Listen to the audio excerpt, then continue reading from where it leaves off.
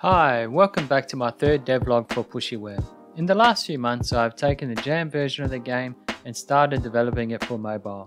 Why mobile, you ask? Well, given the game's graphics are quite simple and controls are minimal, I thought this would translate nicely for a mobile experience where the player swipes to move the worm in that direction, so I got down to work. After implementing swipe controls, I exported the project for Android and tested it on my mobile device. First thing I noticed that although the graphics in the game felt nice for PC, they just seemed too small for mobile. The levels felt too empty and there was too much wasted space for the small screen. I made the painful decision to redo the graphics and recreate them at a larger scale.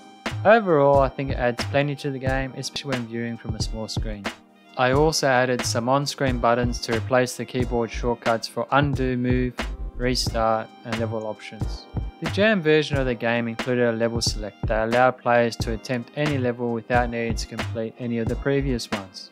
For the mobile version, I wanted to give the player a sense of progression and have them unlock new levels as they play through. I also realised that some of the levels could be difficult and players might occasionally get stuck on certain sections. So I implemented a map that offers multiple paths throughout the world. When you finish a particular level, the adjacent levels on the map are unlocked. It's a similar system to what is used in Snakebird and Bubba Is You. I also added some visual instructions on the first level to help the user understand what the objective of the game is. This is demonstrated with the thought bubbles over the kids, showing they are thinking about fruit. The screen then zooms out to show the whole level where you can see the worms and the fruit they were thinking about. There is also a swipe guide graphic that stays on screen until the player gets the daddy worm outside of the cave. I made some tweaks to the existing 15 levels and added a few more to round off the first world of the game. The demo is available now for testing on both Android and Apple devices.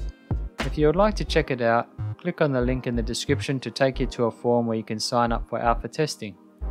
For the final release, I plan to release 5 worlds that each have their own unique look and introduce new mechanics to keep things interesting as you progress deeper into the game.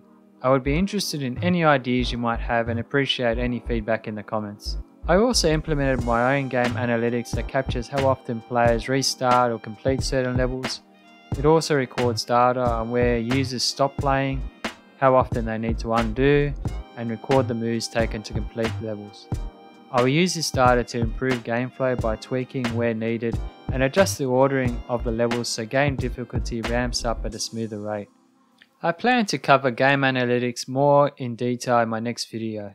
If you're interested, please be sure to subscribe to the channel and like the video if you enjoy this content. Thanks for watching, talk to you in the next video.